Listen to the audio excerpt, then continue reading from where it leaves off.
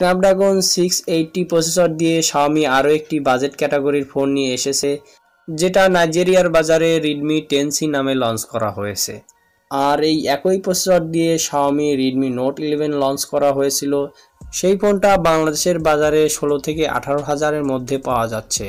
আর Redmi Note 10C অবশ্যই 15,000 টাকার আশেপাশে অথবা 15,000 টাকার নিচে পাওয়া যাবে, যদিও স্পেসিফিকেশনের দিক দিয়ে একটু ডিফারেন্ট থাকবে এবং বিল কোয়ালিটির দিক দিয়ে অনেকটাই ডিফারেন্ট পাবেন আপনারা। তবে Redmi 10C কিন্তু একটি বাজেট ক্যাটাগরির ফোন, আর সেই কথা মাথায় রেখেই আমাদেরকে এই ফোনটা বিবেচনা করতে হবে। বন্ধুরা, এই ফোনটি কিন্তু ইন্ডিয়া এবং বাংলাদেশের বাজারে লঞ্চ করা হবে এবং কবে এই ফোনটি লঞ্চ হতে পারে, তাছাড়াও এই ফোনটির কি স্পেসিফিকেশন থাকছে চলুন ছোট্ট করে জেনে আসি। তো তার আগে আমার চ্যানেলটিকে এখনও যারা সাবস্ক্রাইব করেননি প্লিজ সাবস্ক্রাইব করুন এবং পাশে থাকা বেল আইকনটি বাজিয়ে দিন।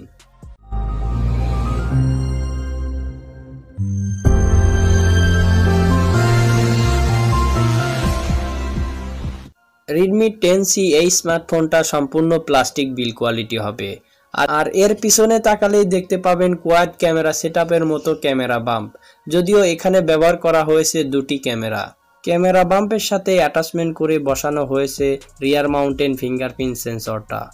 অনেকটা রিয়েলমি নার্জো 50 এবং টেকনোর ফোনের মতো লুকটা আসছে। ফোনটিতে আপনারা সব ধরনের পোর্টস অ্যান্ড বাটন পেয়ে যাবেন, তাছাড়াও থাকছে 3.9mm জ্যাক এবং এইচডি কার্ড ব্যবহার করার সুবিধা। এই ফোনটির ডিসপ্লে সেকশনে থাকছে 6.71 ইঞ্চির একটি ফুল এইচডি আইপিএস প্যানেল, আর যেটাকে প্রোটেকশন করার জন্য রয়েছে কর্নিং গরিলা গ্লাস 3 প্রোটেকশন। তবে এই ফোনটির ডিসপ্লেতে কোনো থাকছে না হায়ার রিফ্রেশ রেট, নর্মালি 60 হার্টজের ডিসপ্লেই পাবেন আপনারা। Out of the box Android 11 এবং মিউআই 13 দেখা পাবেন এই ফোনটিতে, তবে এই ফোনটিতে অ্যান্ড্রয়েড 12-এর আপডেট দেওয়া হতে পারে।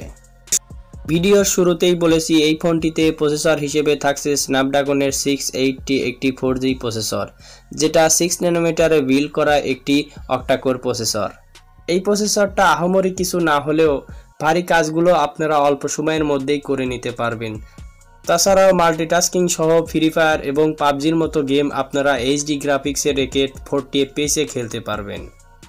তো এই প্রসেসরটাকে বাজেট সেগমেন্টের একটি গেমিং প্রসেসর বলাই যেতে পারে। এই ফোনটির পিছনে দেখতে পাবেন দুটি ক্যামেরা সেটআপ, যার মেইন ক্যামেরা থাকবে 50 মেগাপিক্সেল, আরও থাকবে 2 মেগাপিক্সেলের ডেপথ ক্যামেরা। আর এই মেইন ক্যামেরা দ্বারা আপনারা 1080pতে 30 fps ভিডিও রেকর্ড করতে পারবেন।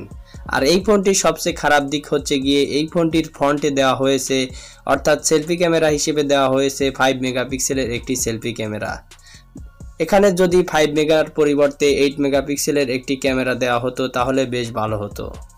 ফোনটিকে নাইজেরিয়ার বাজারে দুটি ভেরিয়েন্টে লঞ্চ করা হয়েছে, 464 এবং 4128। তবে বাংলাদেশ এবং ইন্ডিয়ার বাজারে এই ফোনটি 6128 ভেরিয়েন্টটাও লঞ্চ করা হতে পারে।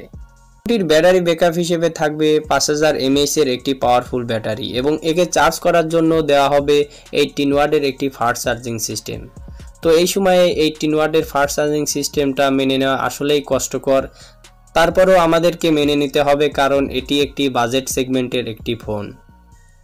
Xiaomi এই ফোনটিকে মার্চ মাসের ওই দিক বাংলাদেশ সহ ইন্ডিয়ার বাজারে নিয়ে আসতে পারে, আর এই ফোনটি বাংলাদেশের বাজারে Redmi 10C নামেই লঞ্চ হবে, কারণ Redmi 10 Prime 2022 একটি ফোন অলরেডি বাংলাদেশের বাজারেই রয়েছে, আর এই ফোনটি 15,000 টাকায় পাওয়া যাচ্ছে। আমার যেটা মনে হয় বাংলাদেশের বাজারে অবশ্যই এই ফোনটি 15,000 টাকার নিচেই লঞ্চ করা হবে। তো বন্ধুরা, আপনাদের কি মনে হয় অবশ্যই কমেন্ট সেকশনে আপনার মূল্যবান মতামতটি জানাবেন। আজকের ভিডিও এই পর্যন্ত।